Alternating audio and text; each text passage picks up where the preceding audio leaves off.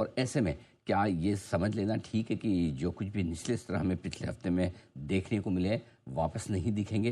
क्या बाजार तेजी की रफ्तार पकड़ेगा?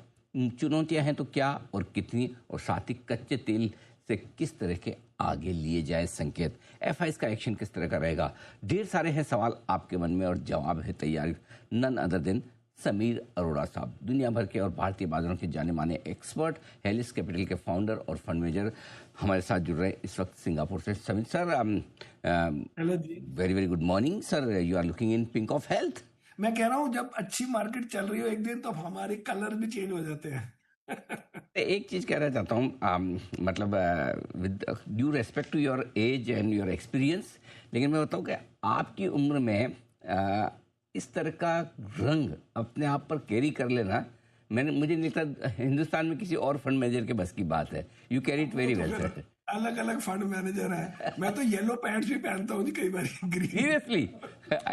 क्या बात सर, एक बार पोस्ट तो कीजिए। हमारा नॉट अमेरिकन स्टाइल। नहीं, बट एक चीज मैं जितना समीर सर को जानता हूँ, जितनी बार मिला हूँ, वो जिंदगी पूरी जिंदा दिली से जीते हैं और ऐसे लोगों के साथ बात करने का, शो करने का, मिलने का मजा ही कुछ और है। सो सर धन्यवाद, आपने समय दिया। मूड बताइए बाजार का, आपका भी और बाजार का भी। सो जी, मेरा मूड था इन चीजों में बाजार के साथ ही चलता है, लेकिन इन जनरल मुझे लगता है कि ये जो सीज फायर हुआ है उसमें एक्चुअली तो हाई प्रोबेबिलिटी है कि कोई डील हो जाए, क्योंकि प्रेसिडेंट ट्रम्प अपने आप डेस्परेटली वो बंद करना चाहते हैं वॉर को। उनको लगता है हो गया, उनको अपने इलेक्शंस का है या ऑयल प्राइस का भी है, जो भी है। और अब ये जो आज की नेगेटिव नई न्यूज आई कि अभी सीज फायर कंप्लीट नहीं हुआ क्योंकि इजराइल ने लेबनान पे अटैक कर दिया, वो अब आई अज्यूम कि US can easily control it by talking to them कि भाई ये बीच में नहीं किया जाए, बिकॉज वो तो फिर लड़ाई और serious rupture between US and Israel या वर्ल्ड एंड इजराइल बढ़ जाएगा। तो इसलिए मुझे लग रहा है कि इसलिए मार्केट गिर नहीं रही है, बिकॉज सब ये होप भी कर रहे हैं और लॉजिकली भी कि कुछ ना कुछ डील होगी। लेकिन अगर आप देखें कि ईरान ने क्या मांगा है और यूएस ने क्या बोला है, उसमें बहुत फर्क है। लेकिन मुझे लगता है ये सब ने वो बुक पढ़ ली, आर्ट ऑफ द डील, जो खाली प्रेसिडेंट ट्रंप ने नहीं पढ़ी, अपने आप नहीं लिखी, वो दूसरी साइड ने भी पढ़ ली है कि आप इतना ज्यादा मांगो और फिर उसके बाद लास्ट मिनट पे अग्री कर लो। फॉर एग्जाम्पल वो कहते हैं कि यूएस फोर्सेस मिडिल ईस्ट में ना आ रहे हैं, सबको पता ही है, non starter kind of a point है। तो कई चीजें वैसी मेरे को लगता है फर्स्ट राउंड उठ जाएंगे, अभी कल परसों पता लग जाएगा थोड़ा बहुत जब टॉक शुरू होंगी। एक चीज बट बताए, पॉजिटिव खेलना चाहिए मेरे हिसाब से। इसमें कोई अब कोई भी चीज ना सेकंड टाइम सेम इम्पैक्ट नहीं होता। करेक्ट। अब मुझे नहीं लगता कि 10 दिन बाद फिर सीरियस लड़ाई शुरू हो जाएगी, ये मुझे तो नहीं लगता नॉर्मली। और मैं वैसे भी बुलिश टाइप ऑप्टिमिस्टिक आदमी हूं, मुझे लगता है हो गया, अब इसको बार बार ये नहीं हो सकता मेरे हिसाब से। सर ये हम भारत में बैठ के बड़े परेशान होते हैं कि ट्रम्प साहब का सुबह क्या ट्वीट आया, शाम को क्या आया, दोपहर में क्या है। आप तो सिंगापुर में ज़्यादा ग्लोबली कनेक्टेड है, अमेरिका की इक्विटी मार्केट में भी आपकी बड़ी इंटरेस्ट और बड़ी ट्रैक भी करते हैं, इन्वेस्ट भी करते होंगे। समझो आप एक तो सिंगापुर में और फर्ज करके अगर अमेरिका में होते हैं और फंड मेजर होते हैं, तो ये ट्रम्प साहब को कैसे झेलते सर, जो सुबह शाम बदल जाते हैं एकदम? तो एक्चुअली क्या है, मैंने उनके आने के बाद उनकी बुक भी पढ़ी फिर से, अच्छा। Art of the deal.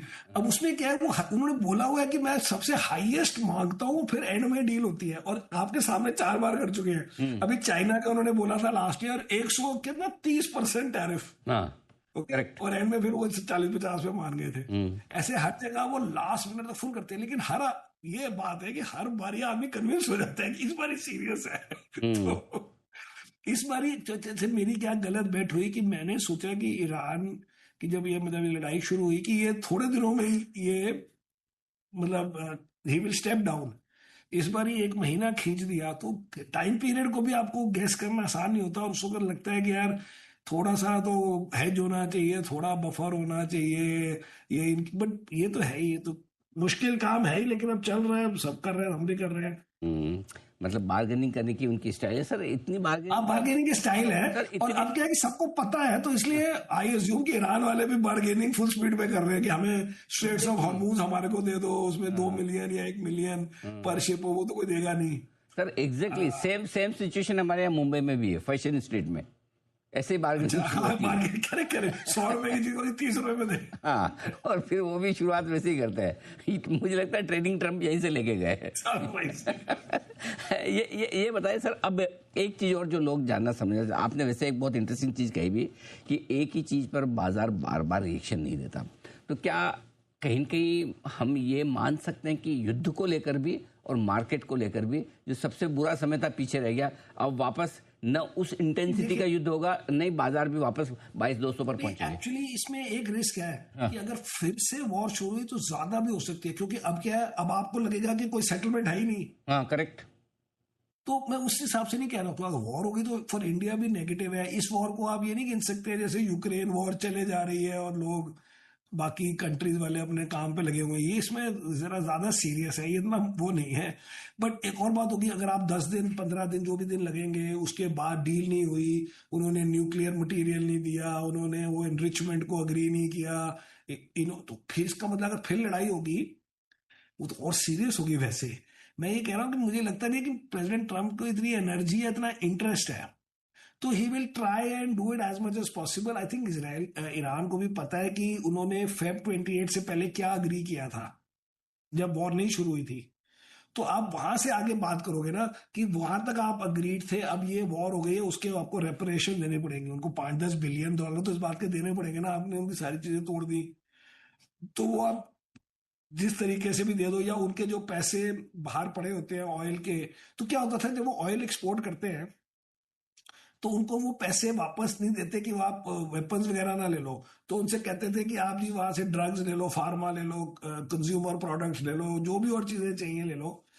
तो सरप्लस बहुत बाहर पड़े हुए हैं उनके, जो वापस नहीं देते उनको। तो उसमें से वो आज आया ना वॉल स्ट्रीट जर्नल में कि वो उसमें से 10-20 बिलियन अभी कहेंगे आप ले लो।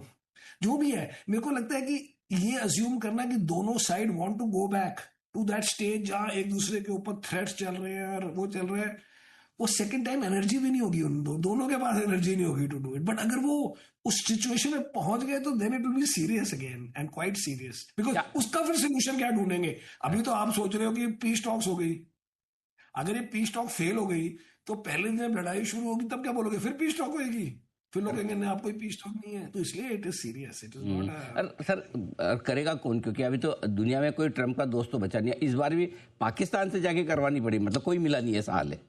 हाँ, वो तो पहले से सेट किया होगा कि आप बोल देना तो मैं मान जाऊंगा।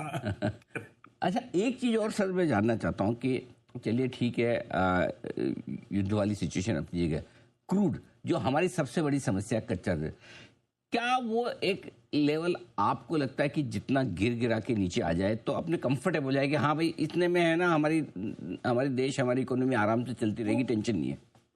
तो मुझे लगता है कि अगर सपोज सारा कुछ ठीक हो जाए, इसका ये नहीं मतलब है कि आप हर चीज में फेब 27 की पोजीशन पे पहुंच गए हो, क्योंकि ऑयल को पूरा वापस जाने में टाइम लगेगा, और इतनी दौरान कई कंपनियों के नुकसान हो गए होंगे, किसी कमोडिटी प्राइस बढ़ गई, उधर से गवर्नमेंट का डेफिसिट में हो गया, ऑयल कंपनीज का लॉस हो गया, तो हर चीज पूरी वापस नहीं जाएगी। लेकिन मार्केट क्या है, अगर उसको वन ऑफ गिनेगी कि चलो जी because of this reason physical deficit 10 पैसे बढ़ गया, या कोई ऑयल कंपनी का इतना नुकसान हो गया, तो फिर वो उसको सॉर्ट ऑफ एक्सेप्ट करके, एंड द फैक्ट की द प्राइसेस आर कोई किसी की 5% लोअर, किसी की 10% लोअर, बाय दैट टाइम आप आगे चल सकते हो। लेकिन हर चीज पूरी रिक्रिएट नहीं हो सकती। अब होटल के रूम्स निकल गए, फ्लाइट्स के सीट्स निकल गई, वो तो अब रिक्रिएट नहीं हो सकते, वो तो जितने हैं उतने दिनों के गए वेस्ट हो गए। आपके रेमिटेंसेस थोड़े कम हो जाएंगे, क्योंकि आई एम श्योर अगर ये चलता रहा, अगर नहीं चला तो ठीक है, फिर आप जो इंडियंस होटल में काम करते हैं बाहर और इधर उधर करते हैं, रिटेल में करते हैं, उन सब की सैलरी वैलरी कट तो हो रही होगी या हो जाएगी अगर नहीं हुई तो, अगर ये चलता रहा तो। बिकॉज अदरवाइज वो कंपनी जो मिडिल ईस्ट में है, दुबई में, अबू धाबी में, इधर उधर, वो कैसे करेगा काम? तो इसलिए इसको पूरा रिक्रिएट, पूरा वापस नहीं जा सकते आप। सर बट मार्केट का क्या होता है कि वो थोड़ा बहुत एक्सेप्ट कर लेता है, उसके लिए थोड़ा बहुत हिट हो चुका होता है, जैसे 15% मार्केट गिरी और अब 10% बढ़ भी गई है इस महीने, या 8% बढ़ गई, जो भी, तो प्लस माइनस उतना लोग कहेंगे चलो यहाँ से आगे किया जाए, या फिर थोड़े स्टॉक्स आप इधर उधर करोगे उसके लिए।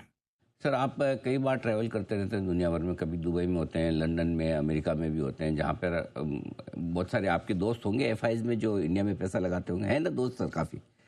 कौन से वाले हैं ये? अब वो जिनको मैंने दोस्त बनाने की कोशिश की कि इंडिया में इन्वेस्ट करो, मुझे कई लोग गालियां भी देते हैं, बट ठीक है, हाँ जी, करेक्ट। नहीं, लेकिन ये कौन से वाले, ये तेजी वाले? मैं ये जानना चाहता हूँ आपके माध्यम से, आपके दोस्तों से, जो एफआईज वाले हैं, इनको प्रॉब्लम क्या है सर? देखो, हम जीएसटी कट कर रहे हैं तब भी इनको बेचना है, ठीक है, हम उसके बाद ट्रेड डील कर लें तब भी इनको बेचना है, हमारा वॉर खत्म होने आया या सीज फायर हो गया, पूरी दुनिया में तेजी हो रही, सब खरीद रहे हैं तब भी इनको बेचना है। प्रॉब्लम क्या है इनकी? प्रॉब्लम ये नहीं, प्रॉब्लम नहीं है। अगर आप by the way last month का कोरिया, ताइवान और इंडिया की सेलिंग देखो, इंडिया की कम है। इंडिया की मार्केट ज्यादा गिरी है। हाँ। कोरिया, ताइवान में कुछ 40 बिलियन, 30 बिलियन की सेलिंग हुई है। ऐसे नहीं होता। Last year by the way Korea full year में नेगेटिव थे कैश एफआई फ्लोज, नेगेटिव। अच्छा। लेकिन मार्केट चली थी, बिकॉज ये मुझे एग्जैक्टली नहीं पता, हो सकता है लास्ट में बेचा हो, लेकिन फुल ईयर का अगर आप कैलेंडर ईयर लेंगे तो उनमें भी सेलिंग थी, पहली बार। तो इंडिया में क्या हुआ है कि इंडिया में ना 21 के बाद या 20 के बाद, कोविड के बाद, लोगों ने कहा कि जी हम चाइना में पैसे नहीं डालेंगे। एक तो चाइना से लोग दुखी थे, वो चाइना में कोविड था, उससे पहले वो उनके कॉर्पोरेट वो इश्यूज हुए थे। अब वो चाइना चलने लग गया, तो जो चाइना के पैसे थे वो इन सब मार्केट्स में गए थे। उससे पहले मतलब 17, 18, 19 की बातें कर रहा हूँ। तो जब वो सडनली चाइना चल गया, अब आप क्या करोगे? पहले तो आपने बड़े जोश में अनाउंस कर दिया कि हम चाइना तो अनटचेबल कंट्री है, चाइना में नहीं डालेंगे। चाइना में एआई वगैरह मिला, सब कुछ मिला। तो एक्चुअली कोरिया की मार्केट चली है, कोरिया में एफआई फ्लोज नहीं गए। इफ यू वांट मैं इसके बाद आपको ईमेल कर दूंगा, वो आप यूज कर लेना किसी प्रोग्राम में। वो गोल्डमैन की एक रिपोर्ट में नंबर्स है year by year. But India की अलग से प्रॉब्लम ये हुई कि एक तो इंडिया को लास्ट ईयर दो पर्टिकुलर स्पेसिफिक इश्यूज हुए। एक तो हुआ कि वॉर हो गई, और दूसरा हुआ कि ट्रेड वॉर में इंडिया को सबसे ज्यादा हिट हुआ। और जब वो ट्रेड सेटल हुआ वो फरवरी में हुआ। तो अगर आप फरवरी के नंबर्स देखें तो फरवरी में आईटी सेक्टर गिरा 20%, जिसका कोई एफआई से मतलब नहीं है, इन द सेंस कि लोगों को आईटी सेक्टर नहीं पसंद, मुझे भी नहीं पसंद। लेकिन इवन फरवरी में, अभी जो पिछला से पिछला महीना, उसमें एफआई फ्लोज नेट पॉजिटिव थे, करेंसी नेट पॉजिटिव थी, और मार्केट भी पॉजिटिव थी, इवन दो एक सेक्टर 20% माइनस था। लेकिन लोग मेरे हिसाब से अब क्यों दुखी हैं, जो मैं भी दुखी हूं, कि एक तो टैक्स इंडिया में लगता है और किसी कंट्री में नहीं लगता। ये मैं फिर से बोलना चाहता हूं, किसी कंट्री में नहीं लगता फॉरेनर के लिए। और सेकंड है कि इंडिया को पहले हम कहते थे कि जी 15% रिटर्न बनेगा, उसमें 3-4% आपके करेंसी में चले जाएंगे, तो आपके 11% रिटर्न बन जाएगा। तो लोग कहते थे बहुत बढ़िया। फिर हम कहते थे थोड़ा आउट परफॉर्म करने की कोशिश करेंगे, 2-4%, बट मोटा माटी। अब क्या बोले? अब बोलते हैं कि जी टॉप लाइन ग्रोथ थोड़ी कम हो गई है, तो 12-13% है, 15 तो नहीं कहता कोई भी अब, राइट? लेकिन उसमें अब पहले तो 2% टैक्स लगता है, क्योंकि ऑन एवरेज अगर आप 12-13% बनाएंगे, कोई लॉन्ग टर्म होगा, कोई शॉर्ट टर्म होगा, तो घूम फिर के एवरेज 15% टैक्स लग गया ऑन दैट 11-12%। तो आपका 1.5-2%, तो आपका रुपी रिटर्न हो गया 10%। करेक्ट। और उसमें करेंसी में एक एक साल में 10% जा रहे हैं, 2 सालों से, 2 सालों में 15-20% चले गए हैं, 15%। तो अब कैसे गेम शुरू किया? बाद में कहो टैक्स भी दिया है, टैक्स दे दिया, और एनए भी नेगेटिव है डॉलर में।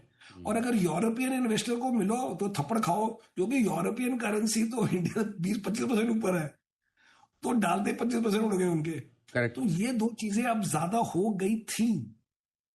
अब वी आर होपिंग कि ये सब चीजें कोई तरीका है सर? कोई तरीका है कि इनकी सेलिंग रुके और वापस ये लौट आए भारत में? क्या सेलिंग रुकने का ये है कि अगर एफआई की सेलिंग को आप गिनते हैं, जो एक्चुअली थोड़ी सी होती है, इससे आसान कोई मेथड नहीं है टैक्स से। अच्छा। क्योंकि वैसे लॉस है, वैसे किसी ने 3 साल टैक्स नहीं देना। कौन सा भरा है टैक्स? बराबर है, कौन सा कोई टैक्स देना है किसी ने जो आपको मेरा लॉस हो गया? आप कहोगे कि नेक्स्ट 5 साल के लिए सिर्फ, अगर आपको अभी पूरा नहीं लगता, 5 साल के लिए कोई कैपिटल गेन टैक्स नहीं है लॉन्ग टर्म। एक पुराने वाला कर दो ना रूल, जो पहले रूल था। पहले रूल अगर आप भूल गए हो क्योंकि आप बड़े यंग हो, तो 1 साल के ऊपर 0 टैक्स होता था। राइट, बिल्कुल बिल्कुल, लॉन्ग टर्म कैपिटल गेन 0, बिल्कुल। और शॉर्ट टर्म होता था 10%। जी जी, याद है ना आपको? बिल्कुल 100% सर, मेरे जवानी के दिनों में। क्या आप देख सकते, देश चल रहा था ना बढ़िया। वही एक बार ले आए। और सबके लिए करो, एफआई के लिए नहीं, सबके लिए। किसी ने वैसे टैक्स नहीं देना 2-3 साल वैसे ही, हाँ करेक्ट, पैसे बनेंगे तो तब तो आप कह देंगे। दो कि 5 साल की जो जो नेक्स्ट 5 साल में इन्वेस्ट करेगा उस पे ग्रैंडफादर है, वो जिंदगी भर उस पे नहीं देगा। नए पे आपने डिसाइड करना है, 5 साल बाद डिसाइड कर लेना जो करना है। अभी के लिए तो लोगों को रोको कि भाई अब आपको नहीं देना पड़ेगा नए पैसे पे या पुराने पे जो भी कुछ बना के, नहीं तो वैसे नहीं देना किसी ने, क्योंकि पुराने लॉस तो है ही ना सबके, 1-2 साल तो निकल ही जाएंगे।